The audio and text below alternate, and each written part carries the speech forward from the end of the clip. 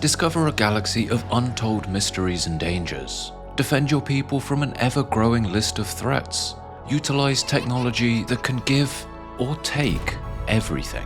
Stellaris is unparalleled in scope and impact. It does all this whilst also being a game that essentially boils down to painting a very large map in your color of choice. It's funny. One way you look at it, you're building up your own sci-fi universe, creating stories, growing an empire, impacting the lives of billions. But then you drop that association and you're just playing paint by numbers. It's a very special game to me. It's not something I want to play all the time. It comes in waves, but when I get that itch, there's nothing else that holds me like it. There are other games that do similar things, or take parts of Stellaris and do it better. I've played my fair share of sprawling sci-fi games over the years, but discovering Stellaris, it was a light bulb moment. It was exactly what I wanted, and it got its claws in me. That grip never loosened. But why? Again, at its core, it's paint by numbers. It's a mix of 100 systems, many of which don't integrate that well. It's constantly getting more systems added, making it this bloated, lumbering mass. So many screens, so many systems, and so many tools to keep track of. It can unexpectedly knock me for six, frustrate and confuse me, but I always just keep coming back. For fans of the game, let this video be a love letter to this incredible title, a look into just why Stellaris holds that special place for so many folks. If you're a newcomer, this is for you too, a look at why it's so compelling. And by the end, maybe you will want to take your own first steps into this expansive universe. And that's exciting, because there's a lot to it. You have the ability to play out whatever wild fantasy you want, and that's what I would usually do. But sometimes you just want something grounded. You want to play out the most bog-standard basic game you can, say, making a future for the human race. You'll start on familiar ground in a familiar system. You might recognize a few nearby names, Alpha Centauri, Barnard's Star, but as you start to explore beyond your immediate vicinity, you'll begin to chart the true unknown. You'll notice irregularities, points of interest, and anomalies. Little stories start forming as you secure your own spot in the galaxy.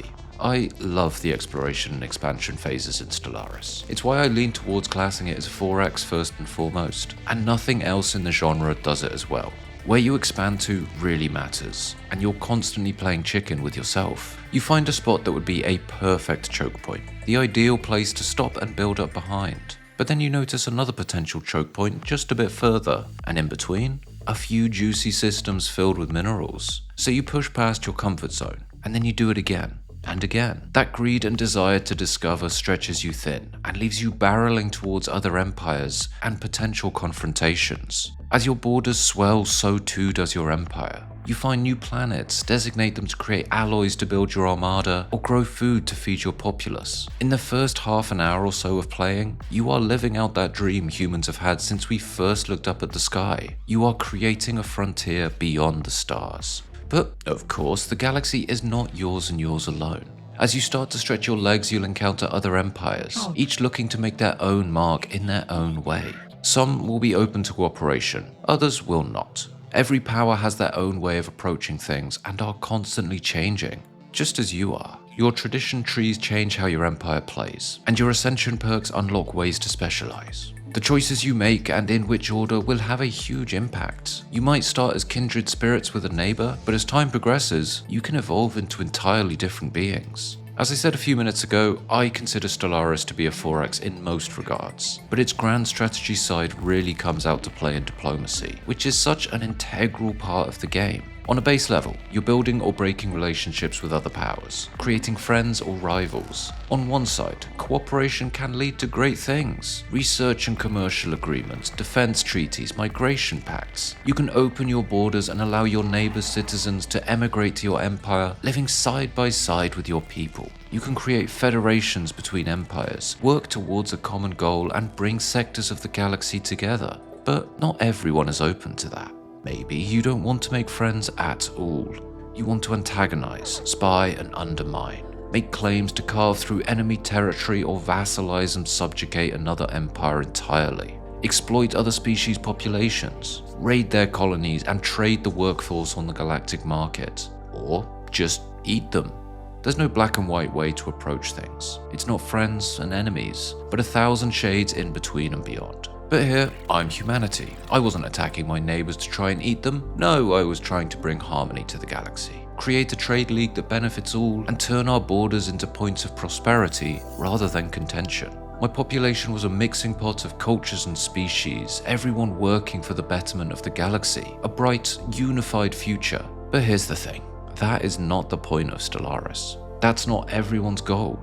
As I said before, everyone has their own aims and ambitions. My peaceful alliance was great for me, but to others, it was a weakness. And when an armada of ships burst out of a wormhole and started carving through my empire, I was powerless to stop them. But sometimes, that's the way it goes. A few centuries of progress unraveled in months. Stellaris keeps you on your toes. You never know what the threat is, as the galaxy is always unraveling.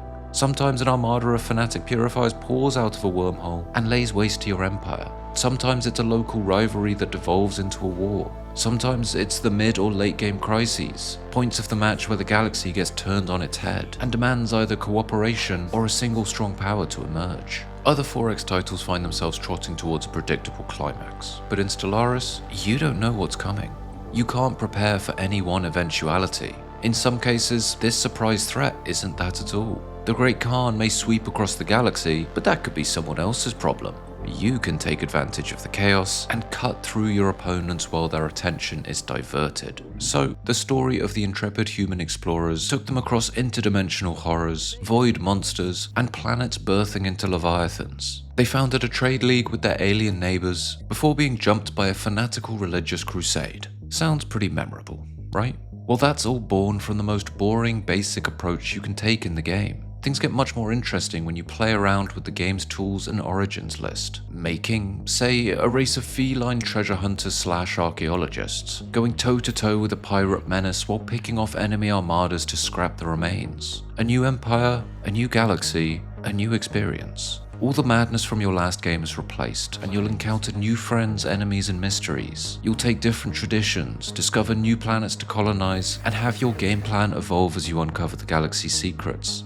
And that's what I see as the genius behind the game. Every match you set up, every empire you make, you're always playing with the same basic tools. All the different crazy alien species are at their core identical. But a few key choices you make at the start and the decisions you take on during a game is what separates everything. Only a few choices are the difference between the United Nations of Earth and my feline treasure pirates. And with a few changes to them, I could design them as planet-eating rock monsters, peaceful anglerfish people, planet-purging necromancers, an all-consuming hive mind, or a robotic wheeling and dealing megacorporation. Every origin gives a different feel, and from there are countless ways to spin off. And just from the sheer number of things you can come across, events, encounters, quest chains, factions, crises, it is a game of a million dice rolls, and you will never get the same result twice. It's been chugging along for over 8 years now, and in that time the game has changed a lot, but its sense of identity keeps getting stronger. There is a ton of personality in the game, which you might not see if you're looking at it as a map painter menu simulator,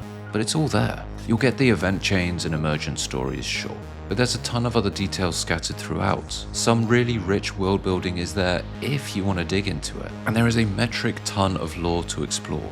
It's clearly something the creators really do care about. They have these incredible story trailers to tie in with expansions. These are 2-minute self-contained narratives, and some of them really do get under my skin. I am not going to pretend that the Machine Age trailer did not choke me up a little. Protect our son. Let him play a fool. But these heavy-hitting cinematic snapshots, in game terms, they amount to toggling a checkbox, right-clicking a fleet into another system, minute details you don't think twice about, which have real gravity to them. At times, decisions in the game impact me. At others, I don't think twice about purging an entire planet. It's a game that gives you the experience you want to receive. There is, to me, nothing that compares to it. Yes, I know there's plenty of other massive sprawling 4X and grand strategy games that take place across ever-turbulent galaxies, and I've played my fair share of them, most of them before I ever tried Stellaris at all. I joined the party pretty late. I was put off playing this for years because of the expansion policy. I finally told myself I would try it, but I wouldn't get too deep. I enjoyed my first game and treated myself to an expansion. And then another, and then another, and then I bought the whole back catalogue. Now, That probably just says more about my own impulse control rather than anything else, but with this I had found a game that lived up to what I wanted the other 4X games and space GSGs to be. It has a big barrier of entry, and an ongoing cost with expansions every year, but no one's forcing anyone to buy them. The base game keeps getting content added to it every expansion, and there's a ton of free mods to build on your experience. But I do find it funny. €60 for a AAA game a few times a year, no one bats an eye. But drop 40 on Stellaris expansions over that same period and whoa, that's irresponsible spending. Now, I'm not here to justify the expansion model by any means, I'm just messing around. But for me, I see it as paying a bit each year for a game that's expanded for the better half of a decade, and I'm happy to do that. Not everyone is, nor should everyone be expected to. Do right by yourself at the end of the day. Because ultimately, you don't need the expansions. You don't need the story packs, or the extra races, or the additional gubbins. Yes, they fill out the game and give you options, but at its core, Stellaris is still a massive game filled with possibilities. A game that has provided so many stories for so many players over the years. And I really do hope it continues for a long time. Because if they turned around one day, shut the doors and said, Stellaris is over, see ya, I'd be really bummed. Not because of sunk cost fallacy or anything like that, but because I don't see anything else filling its shoes. As I said before, I played a lot of these sorts of games before Stellaris, and I will surely play many more yet. A lot of them are really very good, but none of them give me that same feeling. Fill me with that sense of wonder, turmoil, or disgust after committing to a galaxy-wide genocide. Getting caught up in the little stories that emerge across the galaxy, or swept up in the absolutely stellar soundtrack. There's nothing else like it for me. But obviously, I'm just one person. Stellaris players, let's hear from you. Do you get that same impact from it, or is it just a game to you? What, if anything, sets this apart from other titles you play? And if you've never touched the game, yet you've stuck around till now, first of all, thank you, you are the best. But after all that, do you feel compelled to give it a try? I know it looks complex and overwhelming, really it isn't that bad. I'd be more than happy to do some kind of tutorial video to help people with their first steps. If that's of interest to anybody, just let me know in the comments. But I would love to hear from anyone if they are taking those first steps. Honestly, if I could forget any game entirely and play it again, it would be this. But anyway, let us call it there. This has been Stellaris, the game that I will always keep coming back to month after month, year after year. The only game that will let you destroy entire planets with a Titanic laser one match, and then go around banging everyone as a snail in the next. It is 1 in a million.